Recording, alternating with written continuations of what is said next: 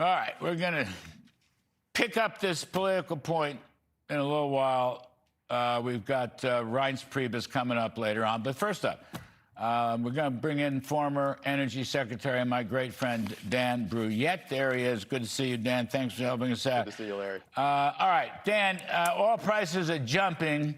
There may or may not be an inflation impact. There may be an interest rate impact. There may be a stock market impact. But I want you to speak to this. The Houthis are, let's see, they attacked 2 Saudi tankers, I think, going to the Red Sea. Mm-hmm.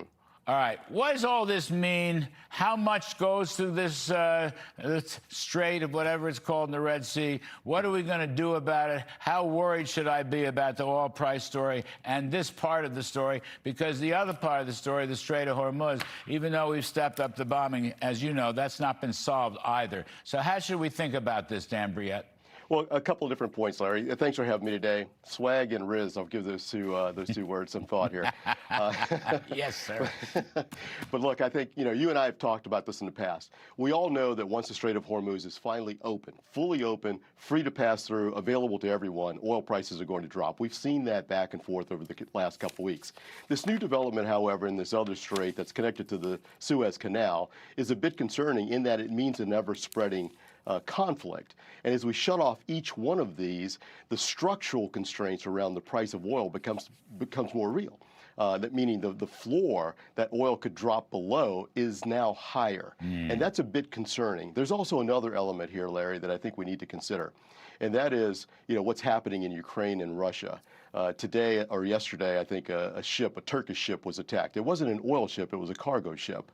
But nonetheless, what it did is it constrains diesel supply in the marketplace. And as Ukraine continues to hit the refineries in Russia, Russia is a large exporter of diesel fuel, it puts pressure on that fuel source as well, which again maintains a higher price for that. And as you know, Larry, very, very well, diesel is what's used to move, goods and products all around the world. So that leads to inflationary. Yeah, exactly. That leads to inflationary pressures all around.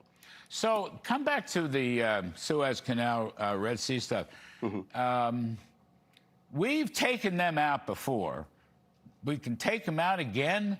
How hard might that be? How rapidly might be? These are hypotheticals. I'm not trying to outguess CENTCOM or Mr. Trump. I'm just saying, from past experience, Dan, you've dealt with this part of the world.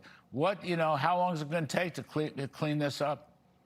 Well, I think the Houthi problem is a little less of a challenge, frankly, than the Iranian problem. They're a proxy of Iran. They're not as sophisticated as Iran.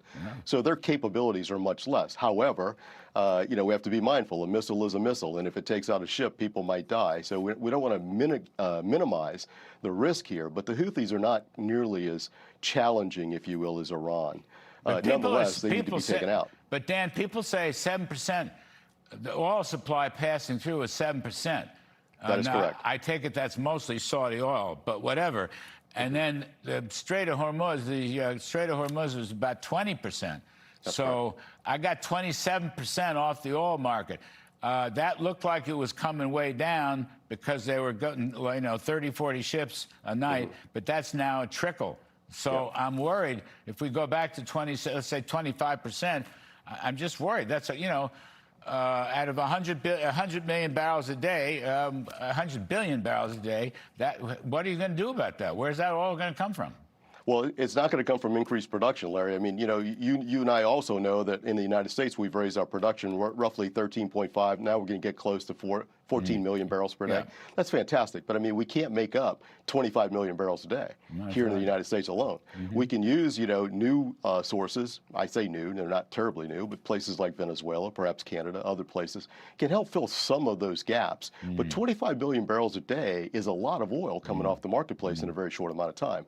But I do think that the second strait, the one that's connected to the Suez Canal, that one I think we can open that up pretty quickly, would be my guess.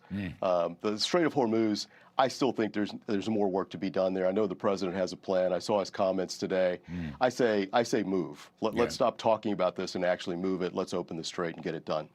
Last one, Dan Brouillette, just quickly, please. The Saudi Arabian deal to provide nuclear energy for civilian purposes, But there's also some stuff in there that suggests at some point there could be potentially enriched uranium.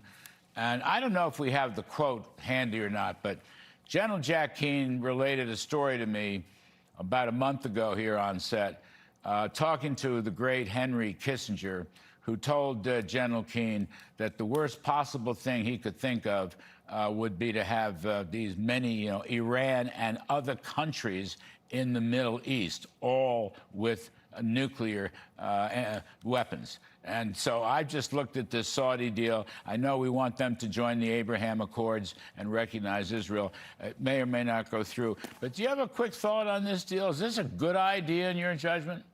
Look, I think this is different than what you and I did in Poland. What we did in Poland was they wanted to buy U.S. reactors and U.S. fuel sources to fuel those reactors. That's different than what we're talking about here. Enrichment is the fuel source, and I would suggest that if we're going to do a deal with Saudi Arabia, it has to have an additional protocol that prevents them from developing a nuclear warhead. They have to be express about that. They have to state that very clearly, and they have to allow us to inspect every site in Saudi Arabia. Here's just quickly, Dan, before we kiss you goodbye, here's the Jack Keane quote coming up.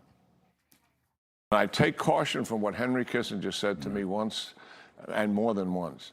Jack, the most serious geopolitical event in my lifetime is not World War II. It's Iran having a nuclear weapon leading to nuclear proliferation in the region, and likely the first nuclear exchange in the history of man.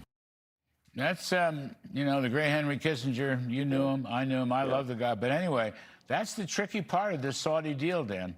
It's very tricky, very tricky. Look, I think the intent is well placed. If they will act, if you will, in accordance with what we call the additional protocol or 123 agreements, then fine. If it allows them to produce electricity without using their oil, and they can make that oil available to the world market, which is a bit constrained at the moment, but nonetheless, if they can put that oil in the world market, it increases supply, potentially reduces prices. But it has to come with some very, very strict protocols. Yeah, gotcha. Former Energy Secretary and dear friend Dan Brouillette, thank you, sir. We appreciate it very, very much.